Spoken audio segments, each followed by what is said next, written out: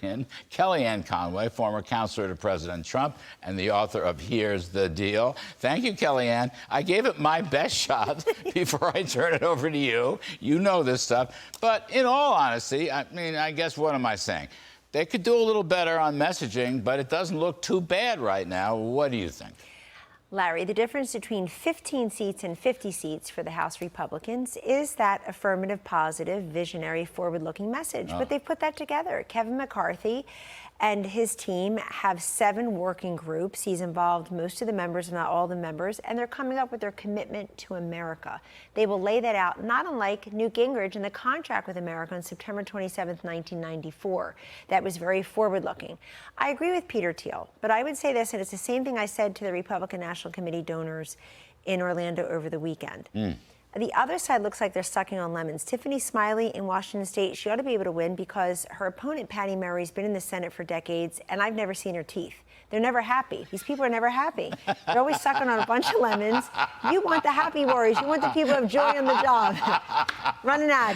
No, seriously speaking. She's also a terrible, legislator. And she's in leadership. Really she's a doctrinaire liberal. They all voted, Larry, every single Democrat voted for the Inflation Reduction Act, and none of the Republicans did. There's your affirmative message. Republicans can say, listen, when we had the chance, we did not vote to spend money we don't have on things we don't need in this country. Let me run through the polls for you very quickly.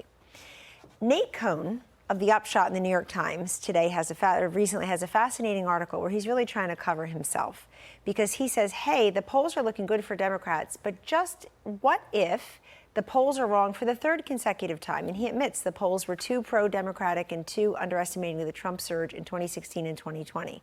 So he accounts for that, and he says some of these polls are just a mirage for the Democrats. Let's review 2020 at the Senate level. 5 senators: Tillis in North Carolina, Ernst in Iowa, Collins in Maine, Lindsey Graham in South Carolina, and Steve Daines in Montana. What do they all have in common?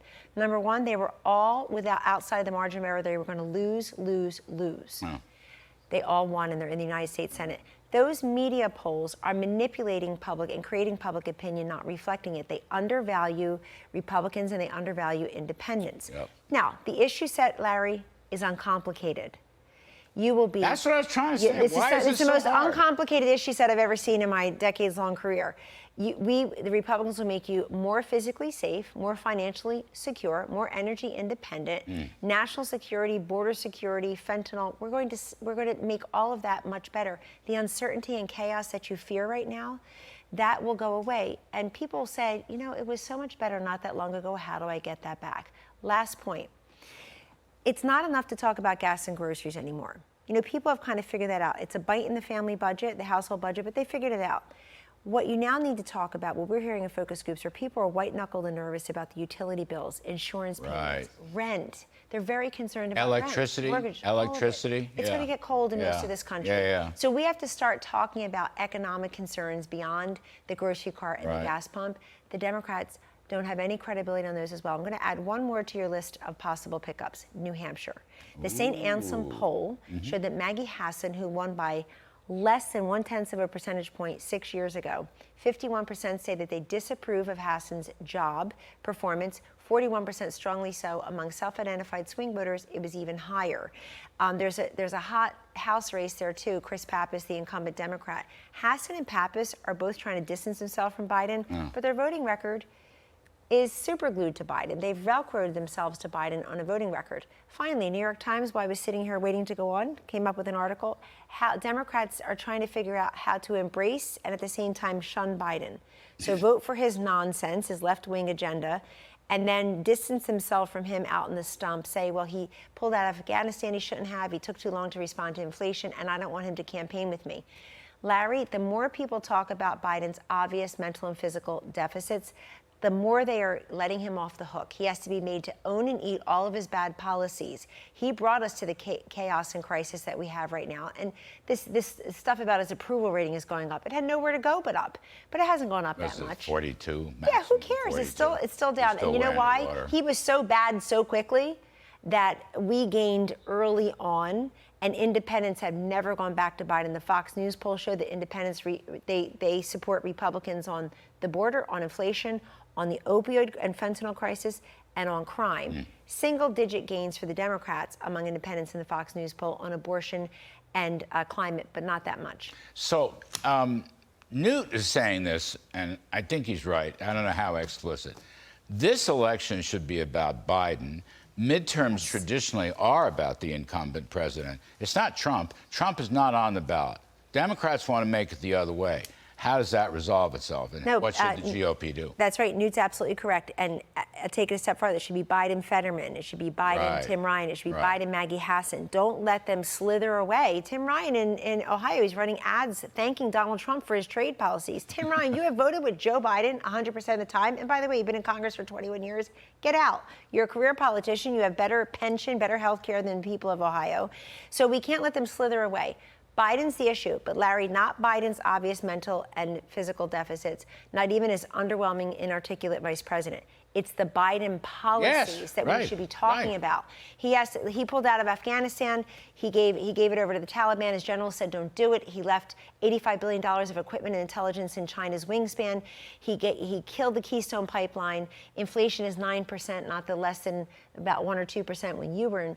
He took a boom and turned it into a bust in a year. Uncomplicated, folks. And education. Thank you for shouting out education. For the first time since I've been looking at polls in 34 years, the Democrats and Republicans are even. They're tied on which party they trust more in education. This is the chance. Don't just talk about CRT and masking kids, everybody.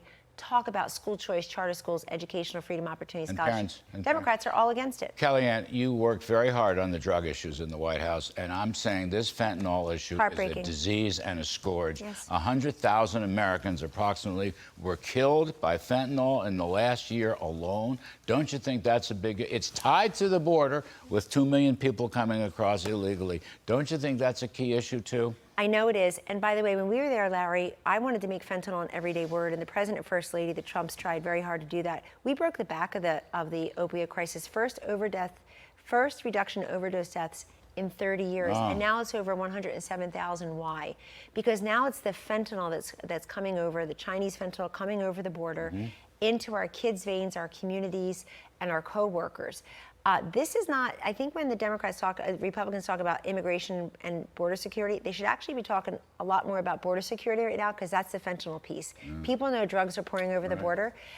Every single Democrat, including Kamala Harris, Cory Booker, Elizabeth Warren, Bernie Sanders, Beto O'Rourke, all these people who ran against Donald Trump for president, they all voted for his drug plan. And he signed it into law, largest single investment. We're going completely the other way because Biden doesn't touch this drug issue almost at all.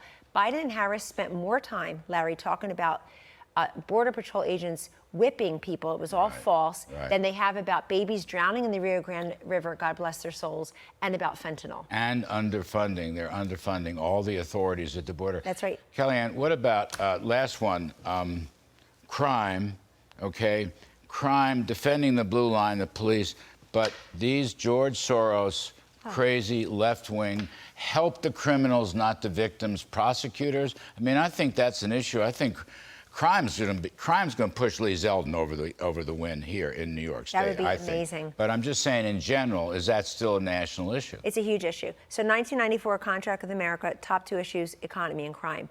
2022, Commitment to America, top 2 issues, economy and crime. Rising cost and rising crime. It's the random violence. And it is the drugs, it's the home. But let me say this, let's make these people household names. Larry Krasner in Philadelphia, you're a household name. Alvin Bragg here in New York, household name. George Gusto in LA. And the jerk that they recalled at Chiesa in whatever his name was in San Francisco.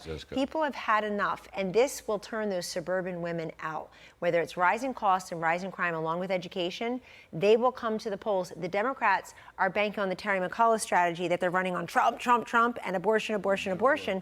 Didn't work for McAuliffe. McAuliffe ran on Trump and abortion. Glenn Youngkin, the victor there, ran on Virginia and education. And that's the key here. But Larry, in 1994, the contract with America on crime was anti-recidivist measures, 3 strikes, you're out, death penalty. It's totally different now. Same thing, the economy then was a balanced budget amendment. It's so much simpler now. This is uncomplicated. People say everyday life under Biden, Fetterman, and the Democrats is unaffordable, and insecure. So take those messages and go, but be the happy warriors. We have to be the people who join the club. People need to be more like you. I know. Keep the faith. Amen. Be optimistic. The cavalry's coming. Americans have common sense. And Newt may be right. There's a new coalition developing that will cover all parts. See, I told you, she knows more about the subject than anybody else I know. Kellyanne It's Conway. fun to be with you. What's the name of the book? Come on, the name of the book. Here's the deal. Here's the deal. You're in it. It's a good read. It's a very good read. Thank you, Lovey. Appreciate it very much.